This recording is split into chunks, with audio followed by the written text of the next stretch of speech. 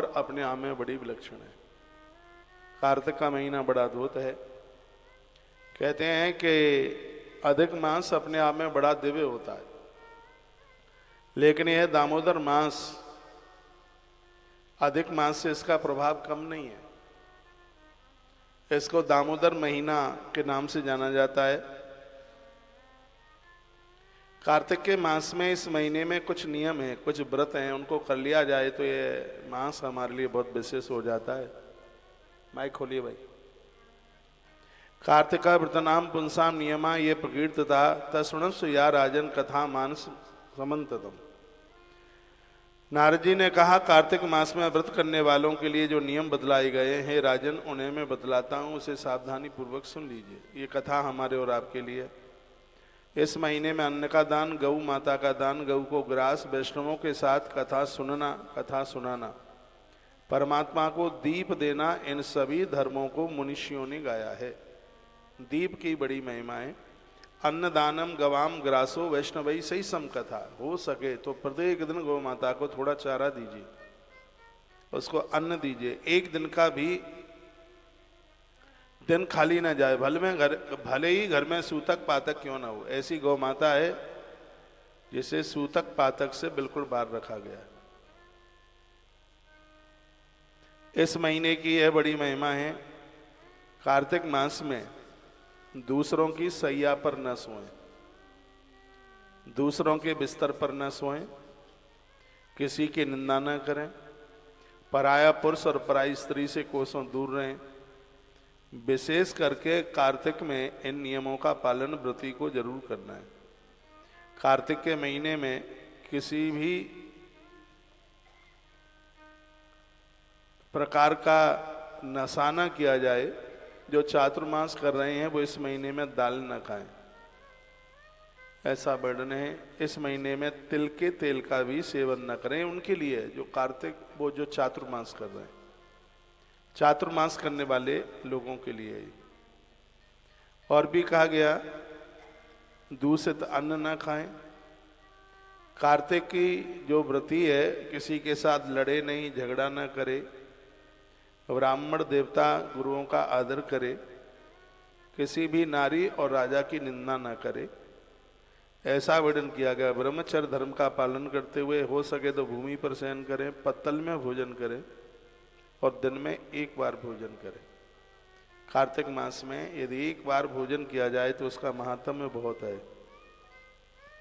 ऐसा कहा गया है। कहा गया लहसुन, प्याज, गाजर, नारियल, मूली, हींग कार्तिक के महीने में इनको त्याग देना चाहिए। श्लोक बोले देता हूँ। पलांडुम लहसुनम सिग्रुम छत्राकम गृजनम तथा नालिकाम मूलकम हिंगुर वजेत कार्तिकी व्रती। कार्तिक मास में इन चीजों को त्याग दें, यह ना लें तो ज्यादा ठीक है। कहा गया गोल वाली लौकी भी कार्तिक मास का व्रत करने वालों को, गोल एक लंबी लौकी आती है, गोल आती है, गोल लौकी का सेवन न करें। बैगुन न खाएं जो कार्तिक मास कर रहे हैं वो। कैंथ ना खाएं, ऐसा वर्णन किया गया है। और जिनके घर में सूतक है उनके घर का जल तक न पिए। कार्तिकी व्रती आदमी 2 बार पकाए गए तथा दग्ध अन्न का परित्याग कर दे। एक ही दिन में कोई चीज 2 बार चूल्हे पर चढ़ाई गई है तो कार्तिक का व्रत करने वाले को वह सेवन नहीं करना चाहिए। जैसे आपने चाय सुबह बनाई, ठंडी हो गई, दोबारा गर्म कर दिया, ये इससे कार्तिक व्रत है, इससे वो खंडित होता है। सुबह की सब्जी शाम को गर्म करके दोबारा ली, कार्तिक व्रत खंडित हो जाएगा। सुबह की रोटियां, पूड़ी, पापड़ियां फिर दोबारा गर्म करके, यानी कोई भी चीज द्वारा, भले ही आपने सुबह दूध गर्म करके रख दिया और फिर शाम को उसको गर्म करके पी रहे हैं, इससे कार्तिक व्रत खंडित होगा।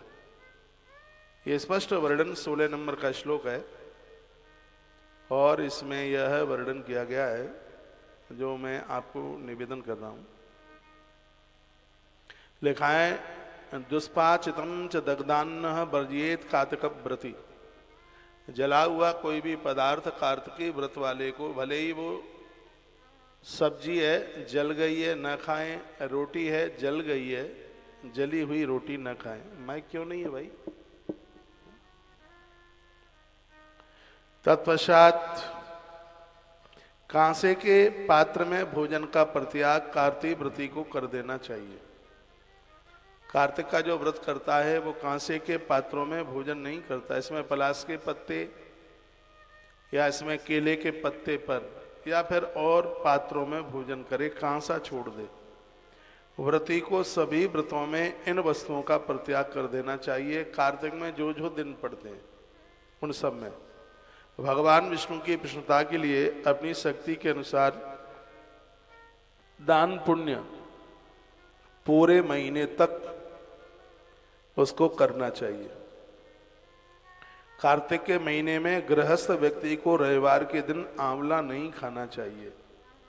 रविवार के दिन आंवला ना खाएं। भगवान विष्णु की प्रसन्नता के लिए इनमें जिन वस्तुओं का त्याग करने को कहा है, इससे चातुर्मास बड़ा अद्भुत हो जाता है। सावन के महीने में चातुर्मास में सब्जी नहीं खाई जाती, भादों के महीने में दही नहीं खाया जाता, क्वार के महीने में दूध नहीं पिया जाता और कार्तिक के महीने में दालें नहीं खाई जाती। जो चातुर्मास का व्रत करते हैं ये उन्हीं के लिए है जो चौमासे का व्रत करते हैं, उनके लिए। इस नियम के अनुसार कार्तिक व्रत करने वाले मनुष्य को देख करके यमदूत भी वहां से भाग जाते हैं। जैसे सिंह से डर करके हाथी भाग जाता है, पाप कार्तिक व्रती करने वाले व्यक्ति को देखकर ऐसे ही भाग जाते हैं। इसको दूसरे शब्दों में विष्णु व्रत कहा गया है। कार्तिक व्रत का दूसरा नाम है विष्णु व्रत। कहते हैं कि विष्णु व्रत सैकड़ों यज्ञों से बढ़ करके है। 100 यज्ञ करने से इतना पुण्य प्राप्त होता है। एक कार्तिक स्नान करने से, एक बार भोजन करने से, धरती में शयन करने से उतने फल की प्राप्ति हो जाती है। इतना बड़ा महात्म्य श्री कार्तिक जी का है। यज्ञ करने वाला स्वर्ग प्राप्त करता है और यह व्रत करने वाला व्यक्ति बैकुंठ को प्राप्त करता है।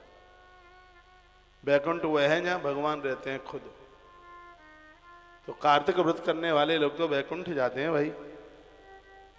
पृथ्वी पर भोग और मोक्ष प्रदानित करने वाला यह व्रत है। यदि यह व्रत कहीं तीर्थ क्षेत्र में पड़ जाए तो उसकी महिमा बहुत ज्यादा हो जाती है। और आपका यह व्रत ऐसे अद्भुत जगह पर पड़ रहा है, वो भी पुष्कर में है, तो अनंत गुणी महिमा होगी। दिवाली घर की कर लो, 2-4 दिन घर रह करके फिर वृंदावन में आ जाओ, तो पूरा कार्तिक आपका अद्भुत तीर्थ में ही निकल जाएगा। 28 तारीख से वहाँ हरिवंश पुराण की कथा शुरू हो जाएगी और जो कि 5 तारीख तक चलेगी। पूरा 9 दिन का अनुष्ठान है। तो लास्ट के 9 दिन आपके वृंदावन में निकल जाएंगे। आरंभ के श्री पुष्कर जी में निकल रहे हैं। तो आनंद ही आनंद है। आम के आम गुठलियों के दाम है भैया। हाँ, तो मंदसौर वाली मैया कितनी जोर से ताली बजा रही है। हाँ, 1 महीने में एक बार मर जाती है, फिर जिंदी हो जाती तो मैया बहुत अच्छी है। नर्मदा परिक्रमा के लिए और जा रही है माँ, नर्मदा परिक्रमा के लिए।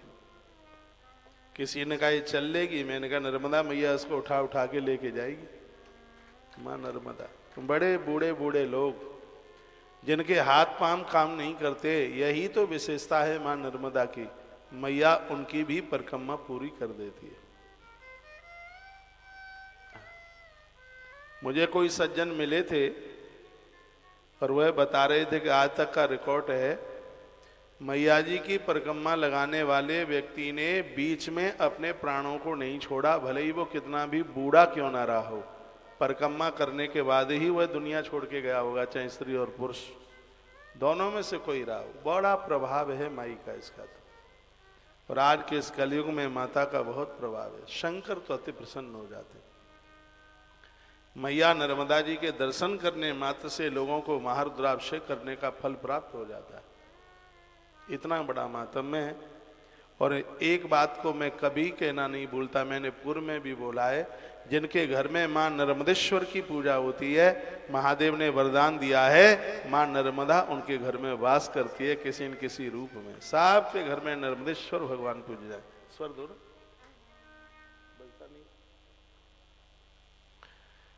तो यह आप कार्तिक महात्म की कुछ बातें सुन रहे हैं। दुष्प्रपन्न तथा मनवाणी और कर्म से किए गए सभी पाप हैं वो कार्तिक व्रत करने से वह सब समाप्त हो जाते हैं। इसलिए व्यक्ति को, स्त्री पुरुष को कार्तिक व्रत जरूर करना चाहिए। कार्तिका व्रतनम विश्व विष्णु वाक्य प्रणोदिता रक्षाम कुर्वन्त शक्राद्या राज्ञो वही किंकरा यथा। यानी कहा गया है जो कार्तिक व्रत करने वाले पुरुष हैं, स्त्री पुरुष हैं, भगवान विष्णु के द्वारा प्रेरित होकर इंद्र आदि उसी तरह रक्षा करते हैं जैसे किसी राजा की रक्षा उसके नौकर चाकर करते हैं। देवराज इंद्र उनकी रक्षा में खड़े रहते हैं जो कार्तिक व्रत करते हैं। जहाँ पर भगवान विष्णु का व्रत करने वाले लोगों की पूजा की जाती है वहाँ पर भूत प्रेत पिशाच आदि वहाँ ठहर नहीं सकते। बिल्कुल कोई कार्तिक व्रत करने वाला आपके घर आया और आपने उसका मान किया, व्रत किया, उसे प्रणाम किया, जल पिलाया, तो यहाँ कहा गया है कि ऐसे लोग, सीधी सी बात है, कार्तिक का व्रत करने वाले व्यक्ति के चरण जिस घर में पड़ जाएं उस घर के भूत प्रेत अलाय वलाय सगरे भाग जाते हैं, उस घर में रहते नहीं। ऐसा 29 नंबर के श्लोक में लिखा है पद्म पुराण में। श्लोक बोले देता हूँ, ग्रह भूत पिशाच चाद्या नैव तिष्ठन्त तत्र वै। उस जगह पर भूत प्रेत कोई रहते नहीं है। यदि कार्तिक नहाने वाले स्त्री पुरुष के चरण यदि वहां पड़ जाएं तो इतना बड़ा महात्म, इतनी बड़ी महिमा।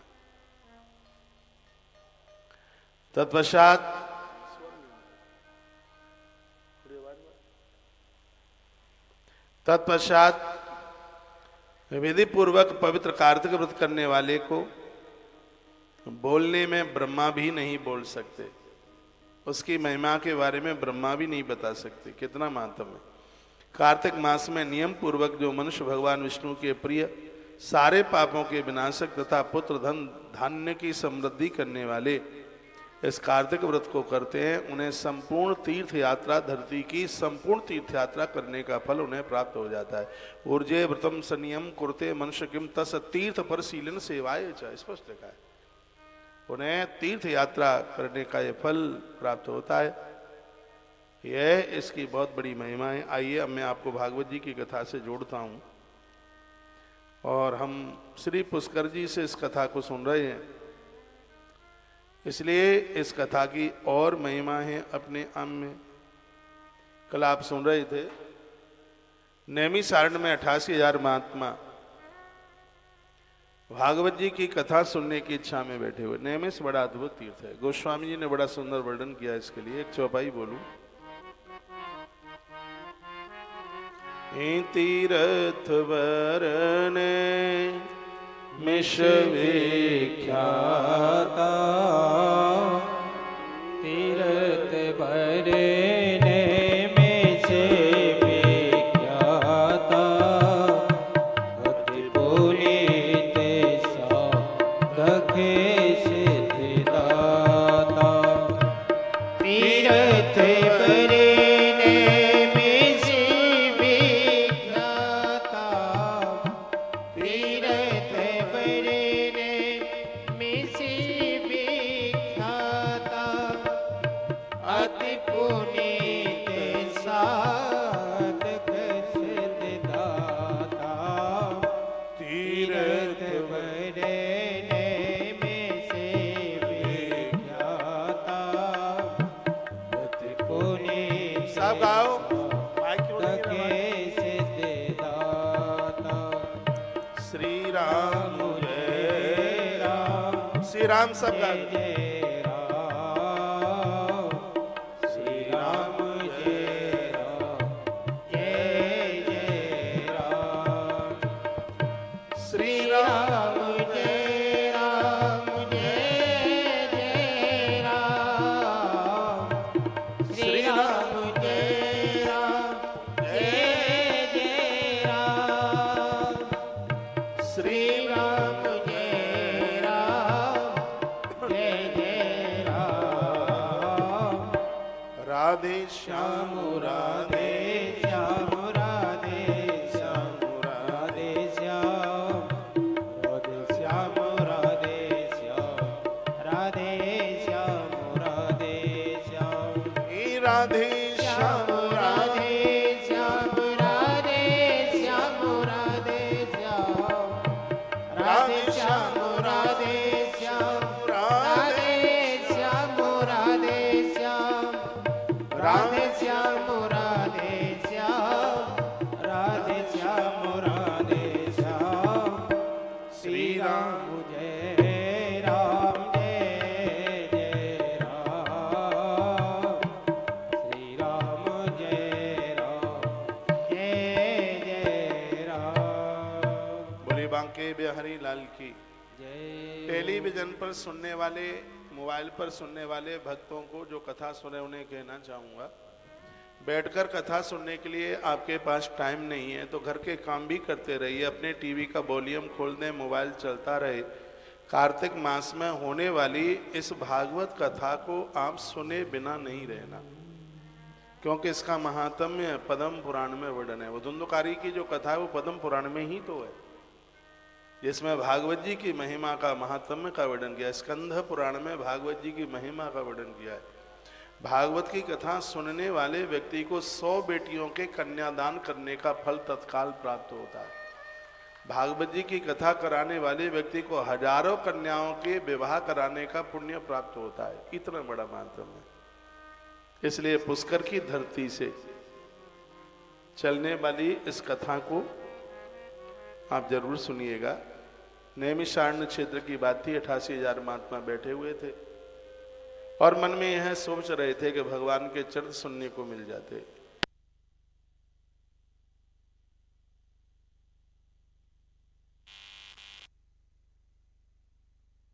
जो सोचता है वही पूरा हो जाता है, इसमें कोई संशय वाली बात नहीं है, पूरा हो जाता है।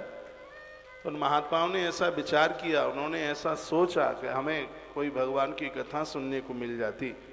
इतने में ही सामने से एक महापुरुष तीर्थ यात्रा करते हुए पधारे। वो तीर्थ यात्रा कर रहे थे, चल करके आ गए। उनका नाम था महात्मा सूत। साधुओं ने खड़े होकर उनका बड़ा आदर किया।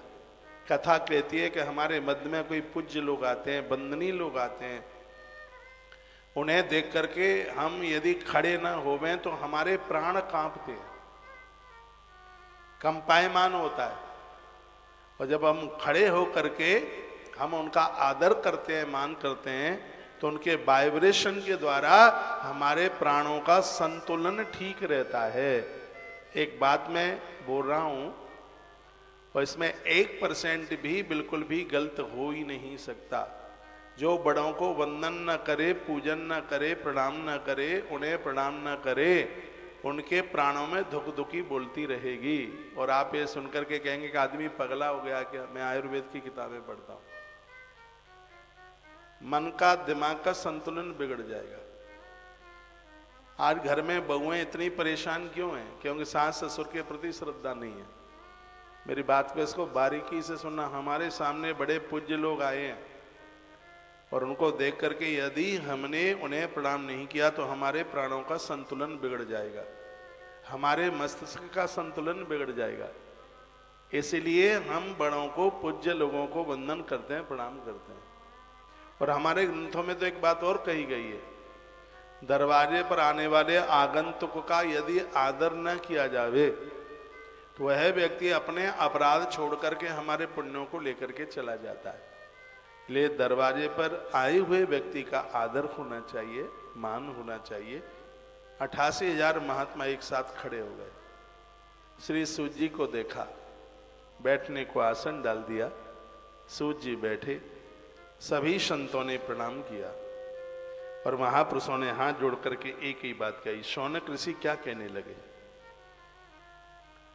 महात्मा ये शौनक कहने लगे कि अज्ञान ध्वांत विध्वंस कोटि सूर्य सम प्रभा। अज्ञान रूपी अंधकार को मिटाने में आप करोड़ों सूर्यों की तरह है, ये हम जानते हैं। देखिए, भगवान भास्कर तो बाहर के अंधकार को मिटाते हैं। महात्माओं की विशेषता यह है कि वह हमारे अंदर के अंधकार को मिटाकर, अज्ञान को मिटाकर के समाप्त कर देते हैं। यह उनकी बहुत बड़ी महती कृपा है। इसलिए कहते हैं कि संत का क्षण और अन्न का कण ये गंवाने के लायक नहीं है। आप कितने भी जल्दी में हैं और किसी ने आपको थोड़ा प्रसाद लेने के लिए कहा, भले ही इतना सा लीजिए, लीजिए।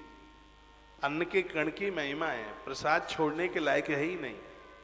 और आप कितने भी जल्दी में हैं, कहीं आश्रमों में आप रुके हैं, तीर्थ में हैं, और आपको मौका मिलता है तो गुरुजनों के दर्शन करके ही अपनी यात्रा को आगे के लिए बढ़ाइए, आगे के लिए चलिए उनका दर्शन करके। क्योंकि ये दो चीजें हैं, यह गंवाने के लायक है ही नहीं। संत का क्षण और अन्न का कण, ये दोनों चीजें हमें माला माल कर देती हैं। ये एक बड़े अच्छे महापुरुष थे, नाम अब तो नहीं है, कड़वे प्रवचन वाले जैन धर्म के महाराज जी। कड़वे प्रवचन बड़ा अद्भुत वो सुनाते थे। वो कहते थे कि जब जीवन में बसंत आता है तो प्रकृति खिल जाती है, और जब जीवन में संत आता है तो संस्कृति खिल जाती है। ये उनके शब्द होते। महापुरुषों का आना बहुत ज्यादा शुभ होता है। तो श्री सूत जी महाराज आए, खड़े होकर के साधुओं ने उनका बड़ा आदर किया, बैठने को जगह दी। तत्पश्चात का भक्ति ज्ञान विरागाप्तो विवेको वर्धते मान, माया मोह निराशश वैष्णवी क्रियते कथम।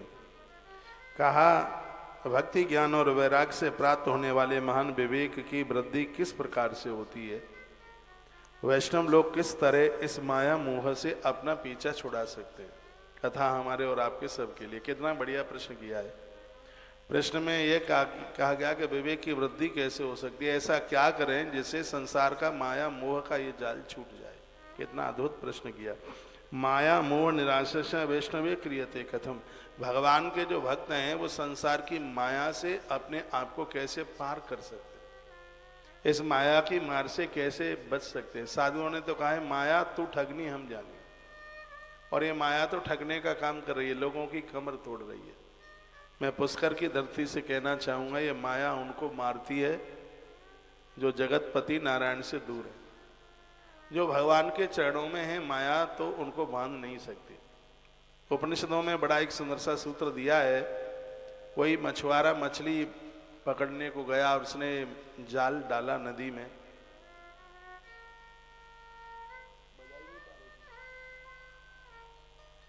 कुछ मछलियां इतनी होशियार चतुर बन रही थी, वह अपने आप को बचाने के लिए मछुआरे से बहुत दूर भागी। और कुछ मछलियां ऐसी थीं, वो मछुआरे के पामों में आसपास घूमने लगी। देखा गया जो मछलियां दूर भाग रही थी वो जाल में फंस गईं, और जो मछलियां मछुआरे के आसपास घूम रही थी वो जाल में फंसने से बच गई। कहना इतना सा है कि संसार ही वो नदी है जहां परमात्मा ने माया रूपी जाल डाला है। मछली कोई और नहीं, ये जीव है। जैसे मछली दूर भागी, जाल में फंस गई, और ये जीव भी परमात्मा से दूर भागता है तो माया के चक्कर में फंस जाता है। यदि माया से बचना है तो भगवान से दूर न जाना। परमात्मा के बिना तो काम चल ही नहीं सकता। रावण जैसी संपत्ति मिल जाए, कुनवा मिल जाए। रावण के पास 1 लाख बेटा, 1.25 लाख नाती गुरु नानक देव ने कहा। कितना पैसा है, जिसके महल ऐसे हैं वर्षा का पानी सोने की मोरी से निकलता है। इस आदमी को भी भगवान की जरूरत पड़ी। हम परमात्मा के चरणों में रहें, उसके लिए हमें भक्ति की जरूरत है। सीता माई भक्ति है, इसलिए तो रावण भक्ति माता को लेके चला गया, क्योंकि उसको पता है कि जहाँ भक्ति है वहां तो भगवान बिना बुलाए चल करके आ ही जाएंगे। जहां भक्ति है वहां भगवान को आना ही है। इसलिए अपने आप को भक्ति के साथ जोड़िए। प्रभु राम जी ने लक्ष्मण को बड़ी सुंदर बात कही।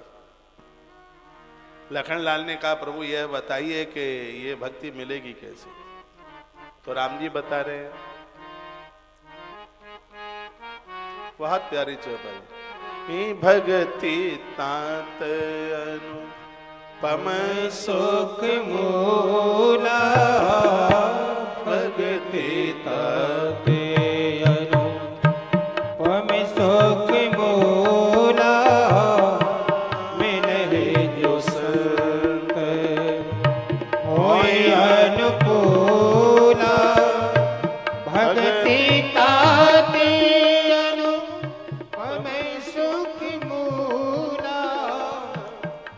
भगति ताती अनुपम सुख मूला मिले जो संग होए अनुकूला मिले जो संग होए अनुकूला भगति ताते अनुपम सुख मूला मिले जो संत होए अनुकूला श्री राम जय राम जय जय राम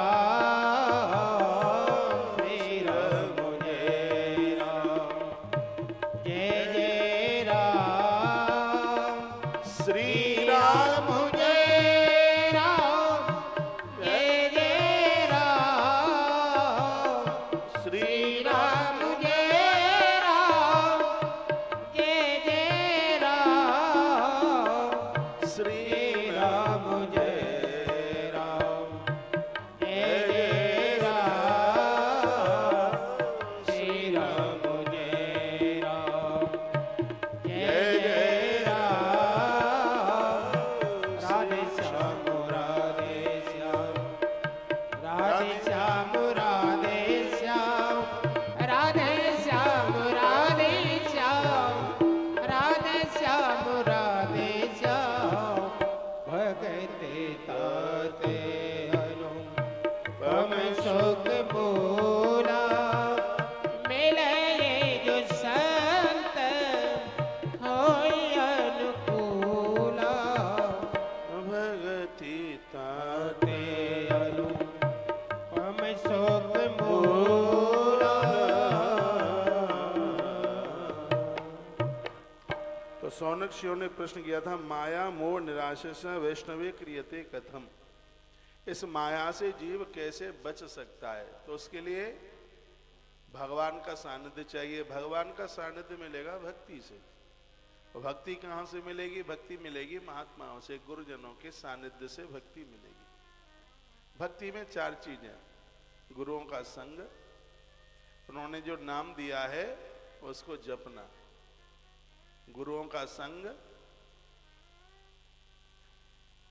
उस महापुरुषों के सानिध्य को पाकर के उन्होंने जो अपनी वाणी कही है उसका हम पालन करें, उसके ऊपर हम चलें। गुरुओं को तो बहुत लोग मान लेते हैं, लेकिन बात तो पक्की तब है जब हम गुरुओं की मान लें। देवताओं को हम मान लेते हैं, लेकिन देवताओं की नहीं मानते। राम जी को मानने वाले धरती पर बहुत लोग हैं, छोटे से लेकर के बड़े तक। राम जी कहते हैं, प्रातः काल उठकर रघुनाथा मात पिता गुरु नाभि माता। राम जी कहते हैं कि मुझे मानते हो तो मेरे गुणों को तो स्वीकार करो। राम जी जागते हैं, सबको बंदन प्रणाम करते हैं। आदमी इतना घमंडी है कि वो झुकता नहीं है। राम जी ने उत्तरकांड में एक बात कही है, मैं आपको राम कथा नहीं सुना रहा हूं, लेकिन सिद्धांत तो यही, मम अनुशासन मानी है जोई। मेरा कौन है जो मेरी आज्ञा को मानता है, जो मेरे अनुशासन को मानता है। हम और आप मनुष्य बनकर इस धरती पर आए हैं, शास्त्रोक्त विधि से अपना जीवन जिए, तभी कल्याण होगा। खाली बेलपत्र चढ़ाने से क्या होगा जब हम उनकी बात ही न माने। तो यहां बड़ी अद्भुत बात कही है, नाम का रंग, अच्छा संग, मिलने की उमंग और अच्छा जीवन जीने का ढंग। चार चीजें जिसके जीवन में आती हैं, ये चार चीजें उस व्यक्ति को भक्त बना देती हैं। जो भक्त है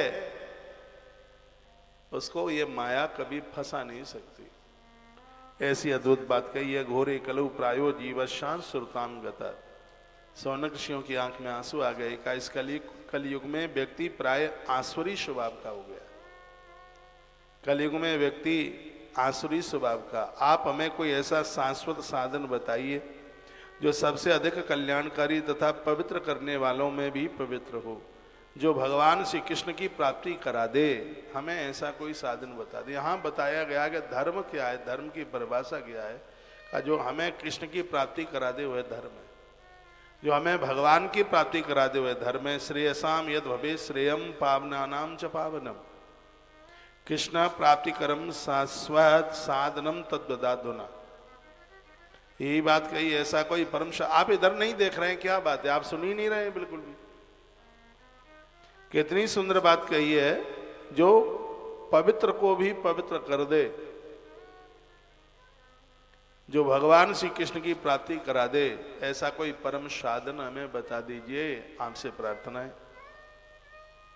चिंतामणि सिर्फ लौकिक सुख देती है, कल्प वृक्ष अधिक से अधिक स्वर्गीय संपत्ति को दे देता है, परंतु गुरुदेव प्रसन्न हो जाएं तो भगवान का योग दुर्लभ नित्य वैकुंठ धाम है उसको दे देते हैं। ये गुरु कृपा से। एक चिंतामणि है, मैंने तो देखी नहीं है, ग्रंथों में पढ़ा है कि संसार की हर वस्तु दे देती है। कल्प वृक्ष है, यह भी स्वर्ग संपदम, स्वर्ग दे देता है। लेकिन गुरु लोग तो ऐसे हैं, वो भगवान को ही दे देते हैं, वैकुंठ नाथ को दे देते हैं। ये धरती पर वे बड़े बड़भागी हैं जिनका गुरुओं के साथ संवाद है, जो गुरुओं के साथ में जुड़े हैं। अद्भुत है उनका जीवन। मध्य प्रदेश में एक बड़े अच्छे संत हुए हैं, अभी हैं, पूज्य श्री कमल किशोर जी नागर, बहुत अद्भुत महापुरुष है। बड़े आनंद की बात है, ग्रामीण इलाके में ही ज्यादा कथाएं वो करते हैं। एक बार मेरे मोबाइल पर किसी ने उनका बड़ा अद्भुत भजन डाला, और जो मैंने कई बार गाया है और उसको गाते गाते अभी तक मन भरा नहीं है। सदगुरु मेरा संदेश। द्वारकाधीश के लिए एक शिष्य ने पत्र लिखा द्वारकानाथ के लिए और अपने गुरुजी को दे दिया। गुरुदेव द्वारका की यात्रा के लिए जा रहे थे, तो शिष्य ने प्रार्थना पूर्वक कहा गुरुदेव, अब हम तो तभी जा पाएंगे जब आप कृपा करेंगे। घर गृहस्थी में फंसे हैं, लेकिन हमारे मन की कोई भावना है वो हमारे प्रभु को जाकर के सुना देना, और ये भावना तो हमारी और आपकी सबकी है। आइए वही बड़ी प्यारी पंक्तियां हैं। सदगुरु मेरा संदेश,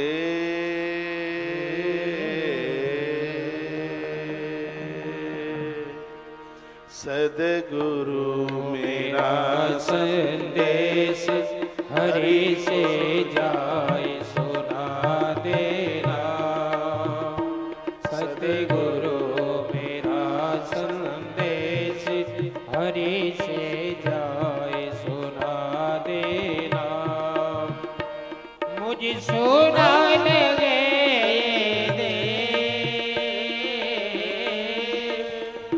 मुझे सुना लगे देश, मुझे अपने पास बुला लेना। राधे सतगुरु मेरा संदेश हरि से जाए सुना देना। सतगुरु मेरा संदेश हरि से जाए सुना देना।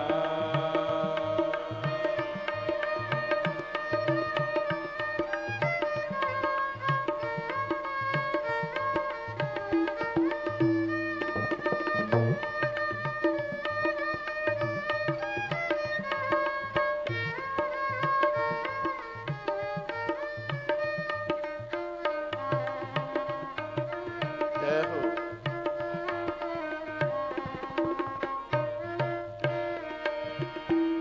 नहीं राधा सी पीड़ा हमारी, नहीं द्रौपदी सितारों की साड़ी।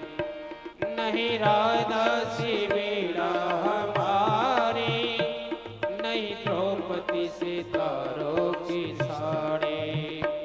बिन तारों से मुझको तार गुरु ने, बिन तारों से मुझको तार, यही एक तार सुना देना। सतगुरु मेरा संदेश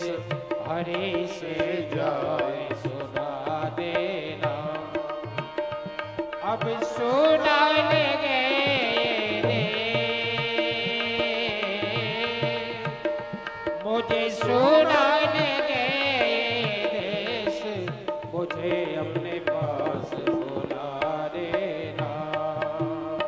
सदगुरु मेरा संदेश हरि से जाए सुना देना।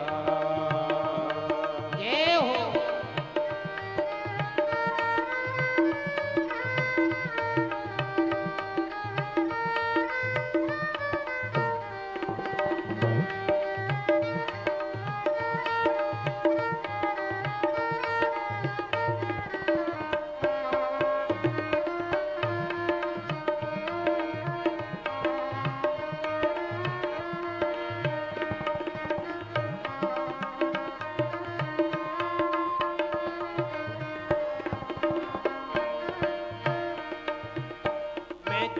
द्वार द्वार पे द्वारी, पर देखे सभी भिखारी।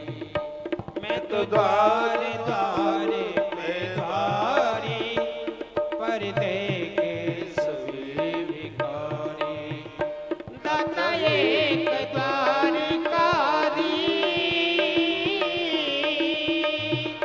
दाता एक द्वार का दीस, मुझे राधे बुला लेना। ओ सदगुरु मेरा संदेश हरि से जाए सुना देना। मुझे सुनाने गए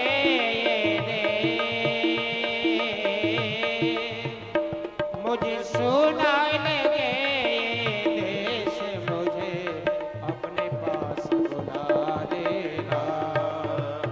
सतगुरु मेरा संदेश हरि से जाए सुना देना।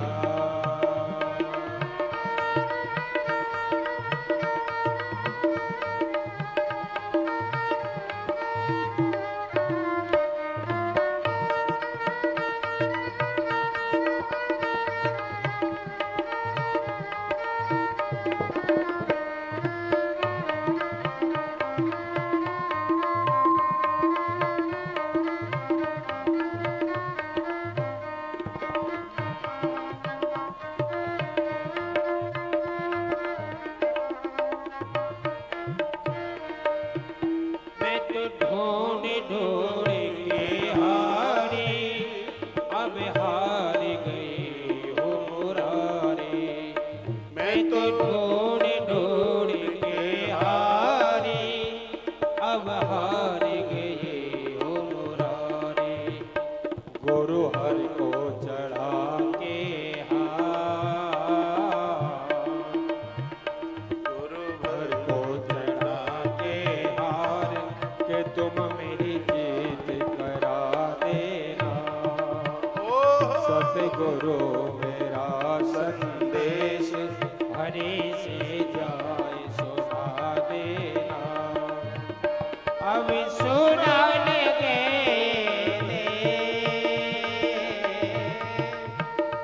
मुझे सुनाने गए देश, मुझे अपने पास बुला लेना।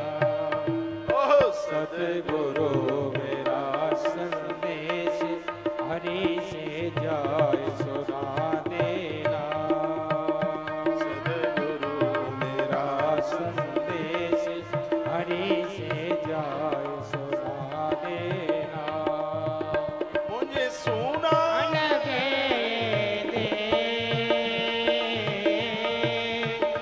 मुझे सुनाने गए देश, मुझे अपने पास बुला लेना। सदगुरु मेरा संदेश हरि से जाए सुना देना। सदगुरु मेरा संदेश हरि से जाए सुना देना।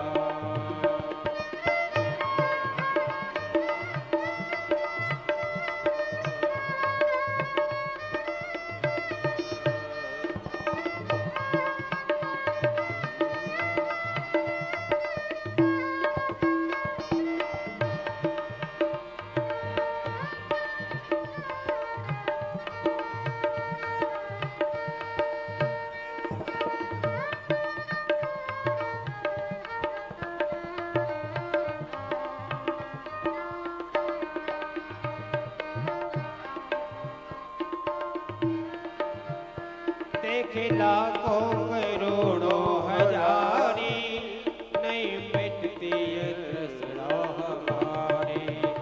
देखे लाखों करोड़ों हजारी, नहीं मिटती ये तृष्णा हमारी। हरि लीला जड़ी तूला, हरि लीला जड़ी तूला, सुहागिन मुझे बना देना। सतगुरु मेरा संदेश हरि से जाए सुना देना।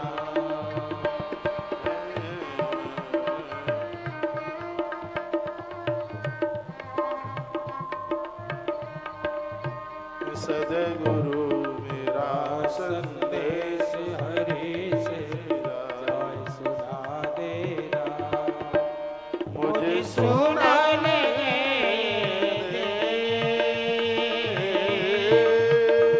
मुझे सुनाने देश, मुझे अपने पास बुला देना। सदगुरु मेरा संदेश हरि से जाए सुना देना। सदगुरु मेरा संदेश हरि से जाए सुना देना। बोलिए सदगुरुदेव भगवान। भगवान की जय। तो महात्मा सोनक कितना अच्छा बोले, प्रेक्षते गुरुम प्रीतो वैकुंठम योग दुर्लभम। गुरु प्रसन्न हो जाते हैं तो वैकुंठ और वैकुंठनाथ दोनों को दे देते हैं। धरती पर वो बड़भागी हैं, भाग्यशाली हैं जिनके पास गुरु जैसी परम संपदा है। गुरु एक शरीर नहीं है, गुरु तत्व है। गुरु प्याऊ की तरह, गुरु आकाश की तरह है, गुरु जल और अग्नि की तरह, धरती की तरह है। गुरु वो निधि है जिसको प्राप्त करने के बाद कुछ प्राप्त करने के लिए बकाया ही नहीं बचता। स्वयं परमात्मा ही उसके रूप में इस धरती पर जीव मात्र का कल्याण करने के लिए उतरा है।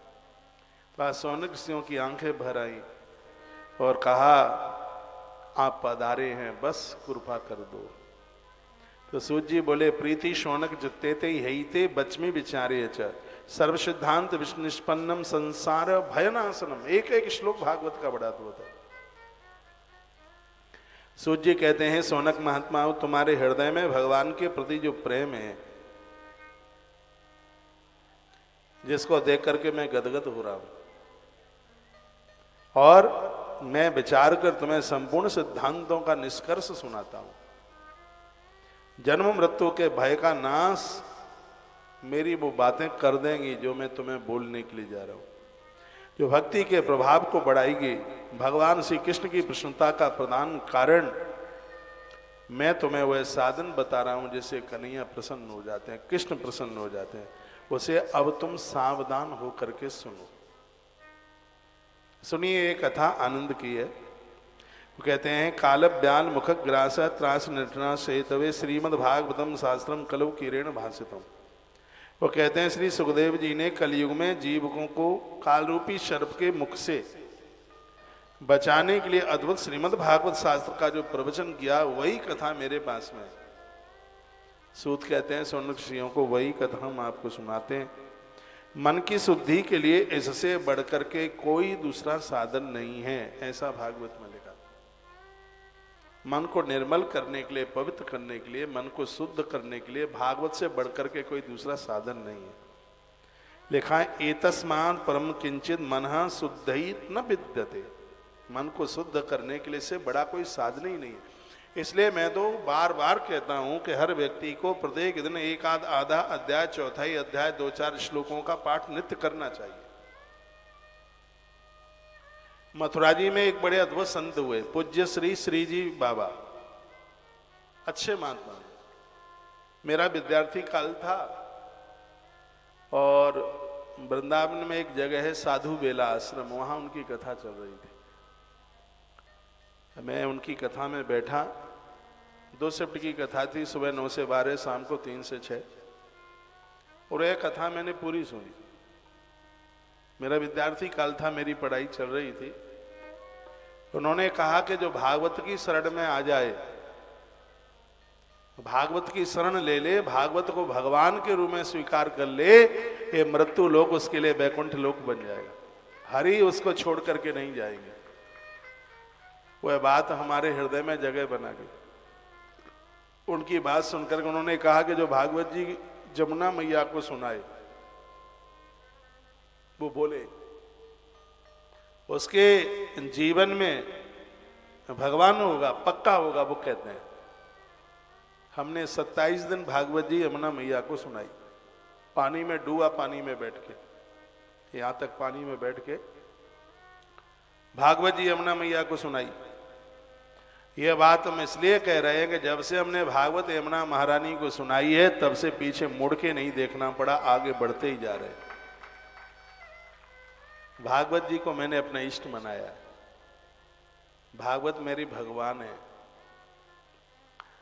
हमें तो सब कुछ भागवत ने दिया है। आज आप भी देखो, कुछ हरियाणा की जीजियां आई हैं, कुछ पंजाब से भी आई हैं, राजस्थान की तो बैठी ही हैं, बड़े दूर दूर से आप लोग चल करके आए हैं। ये भागवत भगवान की कृपा है। हम जैसे तो इस देश में बहुत रहते हैं, और घर से वो और बोल के आए हैं कि पुष्कर में कौशिक महाराज की कथा हो रही है, कथा भगवान की हो रही है। एक बोल के आए कि उनकी कथा हो रही है, इसलिए हम उस कथा में जा रहे हैं। सब बोल के आए। और मैं तो ऐसे बोल रहा हूं कि जैसे आप घर में बोल रहे हो तो मैं कहीं बगल में खड़ा होकर ही सुन रहा हूं। ऐसे ही बोल के आया, आप घर में यही बोल के आए। ये महिमा भागवत जी की है। और भी हमें आप सुन पा रहे हैं, आप आ जाइए। आप ही तो हमारा परिवार है, आप ही हमारा खानदान है। यहाँ तो सब कुछ आपसे है। और इतने प्रेम से तो कोई रिश्तेदार भी नहीं बुलाता जितना प्रेम से हम रोज आपका आह्वान करते हैं, आप आइए। यदि दास के माध्यम से कार्तिक मास में आप पुष्कर पहुंच जाते हैं तो मेरी तो बहुत बड़ी दक्षिणा हो गई, मेरे लिए तो बहुत बड़ा उपहार हो गया। आप में बहुत जन ऐसे हैं यहाँ जो बैठे हैं जिनका पुष्कर आने का कोई कार्यक्रम नहीं, सिर्फ कथा उनको यहाँ तक लेकर के आ गई है। सिर्फ भागवत की कथा की वजह से वह श्री पुष्कर जी पहुंच गए, नहीं तो कोई प्रोग्राम ही नहीं था। काफी तो ऐसे भी भक्त लोग हैं जो अभी तक पुष्कर कभी आए ही नहीं, पहली बार आए। पीछे से माताएं ऐसे हाथ हिला रही हैं, कह रही है पहली बार आए। ये भागवत जी की महिमा है। मैं निवेदन करूंगा आग्रह पूर्वक, आप अपने घर में भागवत रखिए। हिंदी संस्कृत आजकल तो दोनों में भागवत आती है। कार्तिक का महीना चालू हो गया, एक आधा अध्याय पढ़िए, एक अध्याय पढ़िए। और बिल्कुल जरूरी नहीं है कि वो कार्तिक में ही पूरा हो, अगले महीने में पूरा हो जाएगा। जब पूरा हो जाए तो एक आध ब्राह्मण को भोजन करा के उसे पीली पोशाक दे करके और इसको विराम दे देना। फिर ये भागवत आनंद कर देगी, बहुत कल्याण कर देगी। इसका एक एक सूत्र ग्राही है, ग्रहण करने के लायक है। कितनी अद्भुत ये भागवत रही होगी जिसने परीक्षित को निर्भय कर दिया। परीक्षित जी के लिए विमान आया लेने के लिए। भागवत हमें उससे मिलाती है जिसके लिए योगी लोग अपना पूरा जीवन समर्पित कर देते हैं। ऐसी भागवत है। एक बार फिर आग्रह पूर्वक कहूंगा, 18 तारीख तक कार्तिक में चलने वाली इस कथा को आप छोड़ नहीं दीजिएगा। 9:30 बजे से तो टीवी पर चालू हो जाएगी। मैं 11:45 बजे रोज आऊंगा, आज भी आ गया था। और 11 बजे से लेकर 3 बजे तक अनवरत भागवत जी की चर्चा होगी। और बहुत प्रसंग ऐसे होंगे जिन्हें मैं पहली बार सुना रहा हूँगा और आप पहली बार सुन रहे होंगे, क्योंकि ये तो दही मंथन की तरह, जैसे दही का मंथन किया जाता है तो माताएं हार जाएंगी, लेकिन उसमें से घी निकलना बंद नहीं होता, थोड़ा बहुत तो निकलता ही रहता है। इसको जितनी बार मंथन करोगे इसमें से कुछ अद्भुत मोती निकलेंगे। इसमें से भागवत हमें भगवान से मिला देती है, ईश्वर से मिला देती है। ऐसी भागवत है। कितना अच्छा लगा, ये तस्माद परम किंचन मनः शुद्ध ही न विद्यते। मन को शुद्ध करने के लिए भागवत से बढ़कर कुछ नहीं। ये मन को निर्मल कर देती है। और भगवान को क्या चाहिए? हमारी वस्तुएं हमारे लिए, उसको कोई लेना देना नहीं है, वो हम अपनी खुशी के लिए भोग लगाते हैं। यदि उसे हमारा कुछ चाहिए तो हमारा निर्मल मन चाहिए। रमन भाई कहाँ चल दिए? अच्छा, तो उन्हें हमारा पवित्र मन चाहिए, उन्हें हमारा निर्मल मन चाहिए। उन्होंने आगाज किया है मानस की चौपाई, ये बड़ी प्यारी है। वो क्या हमारा चाहते हैं, उन्हें हमारा क्या भाव चाहिए? निर्मल मन जन सोई मोहि पावा, निर्मल मन जन सो मोहि पावा, मोहि कपट छल छेद भावा। निर्मल मन जन सो मोहि पावा, निर्मल मन जन सो मोहि पावा, मोहि कपट छल छेद भावा। निर्मल मन जन सो मोहि पावा, मोहि कपट साहब गाओ। छेद भावा। श्री राम जय राम जय राम, श्री राम जय राम जय जय राम। हे श्री राम जय राम जय जय राम, श्री राम जय राम जय जय राम, श्री राम जय राम जय जय राम, श्री राम जय राम जय जय राम, ओहो। श्री राम जय साहब गाइयो। जय जय राम। हे राधे श्याम राधे श्याम राधे श्याम राधे श्याम, राधे श्याम राधे श्याम, राधे श्याम राधे श्याम, राधे श्याम राधे श्याम, राधे श्याम राधे श्याम। श्री राम जय राम जय जय राम, श्री राम जय राम जय जय राम। बोलो बांके बिहारी लाल की। जय तो हो। एतस्मात् परम किंचित मनः शुद्धते न विद्यते।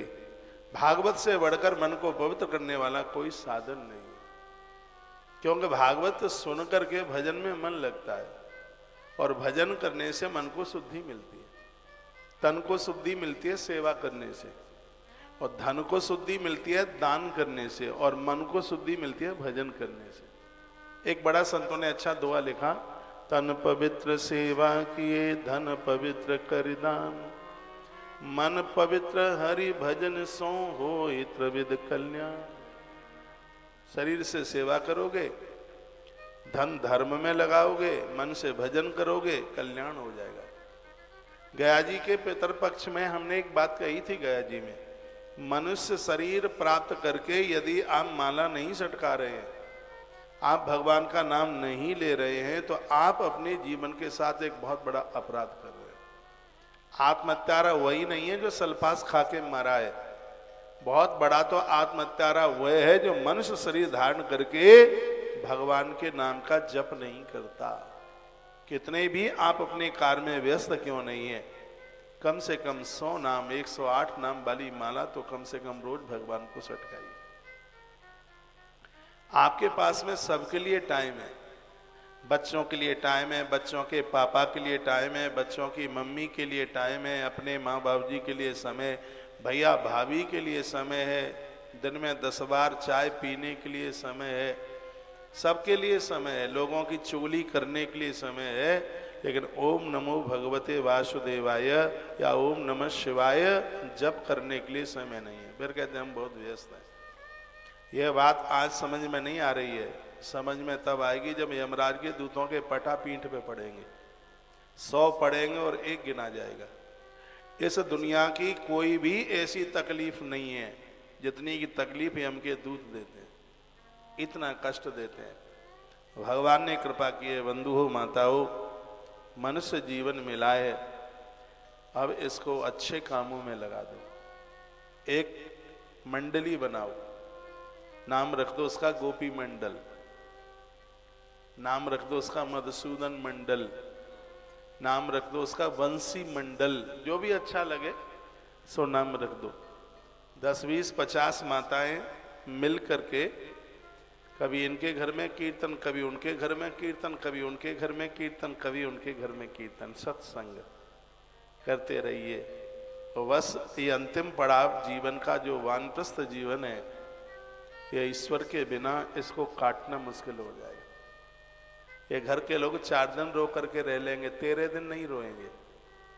आप ये सोचें कि 13 दिन भूल जाइए, 3 दिन की बात कर रहा हूं, 3 भी बहुत ज्यादा भूल गया हूं मैं, सब भूल जाते हैं।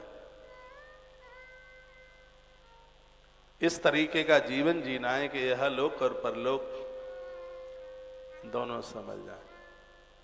आप कितने अच्छे लग रहे हैं जमीन में बैठे हैं, और आज के समय में जमीन में बैठना ये बताता है कि आप स्वस्थ हैं बिल्कुल। 2 चीजें तो जमीन में ही, भोजन और भजन। जब तक आप धरती पर बैठ सकें तो ये 2 काम धरती पर बैठ के ही करना, भोजन भी और भजन भी। और वैसे भी चौकी पर बैठने वाले चौकीदार और जमीन पर बैठने वाले जमींदार, जमींदार बन के रहो। कितने बढ़िया स्वस्थ लग रहे हैं आप। अभ्यास करो, 2-4 घंटा रोज रीढ़ की हड्डी सीधा करके जमीन में बैठा करो। सुबह बैठते हो तो पूरब में मुंह करो, शाम को बैठे हो तो पश्चिम में अपना मुख करो। यह आपके स्वास्थ्य के लिए बहुत ही ज्यादा लाभदायक है। और स्वस्थ रहोगे भैया तो सब पूछ लेंगे 1 गिलास पानी के लिए, नहीं तो बच्चे भी कह देंगे तो मम्मी पापा दादा दादी चलते हाथ पांव चले जाएं तो ज्यादा ठीक है। कौन जाएगा टिफिन देने के लिए अस्पताल में? किसके पास टाइम है सो जाएंगे हॉस्पिटल में देखने के लिए। और आने वाला समय तो और ज्यादा भैया खतरे में भरा हुआ है, इसलिए अपने शरीर का ध्यान रखिए, स्वस्थ जीवन जी सकें। हमारे ग्रंथों में लिखा है कि जो व्यक्ति अस्पताल में नहीं, घर में जिसकी मृत्यु होती है, नारद जी सभी देवताओं के पास में हाथ में फूल देने को पहुंच जाते हैं। कहा हाथ में फूल पकड़ो। देवता कहते हैं क्यों, क्या हो गया है? कहा अचंभे की बात सुनाने के लिए आया हूं। कहा क्या हुआ?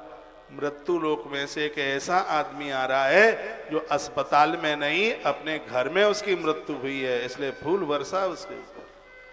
मौत 3 ही जगह की ज्यादा बढ़िया है, या तो घर में मरे, या वन में मरे, या देश के लिए फिर रन में मरे। ये 3 ही मृत्यु बढ़िया है। या तो घर में गृहस्थी हो, घर में, अस्पताल में नहीं, ऐसा जीवन जीना। महात्मा बन गए हो तो वन में यानी तीर्थ में मृत्यु। ये तो ज्यादातर ऐसे होता है कि तीर्थ में रहते हुए भी तीर्थ के नियमों का पालन न किया जाए तो तीर्थ में रहते हुए भी अस्पताल में मरते हैं लोग।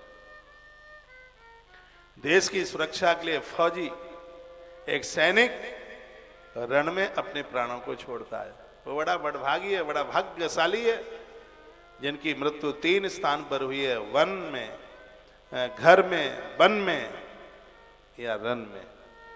अपने स्वास्थ्य का ध्यान रखिए। नींबू के रस में चमेली का तेल बराबर मिलाकर के लगाने से शरीर की दाद, खाज, खुजली सब हमेशा के लिए खत्म हो जाती है। बॉडी में इन्फेक्शन नहीं होता। कथा के बीच बीच में थोड़ी दवाइयां भी बता देता हूं, हाँ, क्योंकि स्वास्थ्य ठीक नहीं होगा तो कैसे कथा सुनेंगे फिर।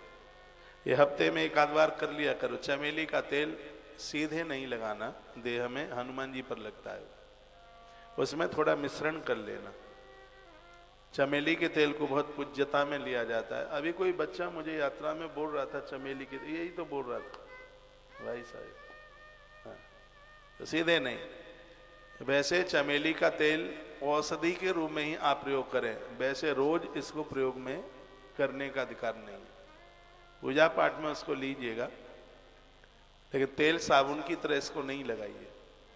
चमेली के तेल में यदि दांत, खाज, खुजली है, बॉडी में दिक्कत है, इन्फेक्शन हो रहा है, दिक्कत हो रही है, तो नींबू के रस में थोड़ा सा चमेली का तेल डाल लूँ, बराबर मात्रा में मिला लूँ, फिर उसको शरीर में लगा लीजिए, खुजली जड़ से खत्म हो जाएगी बिल्कुल।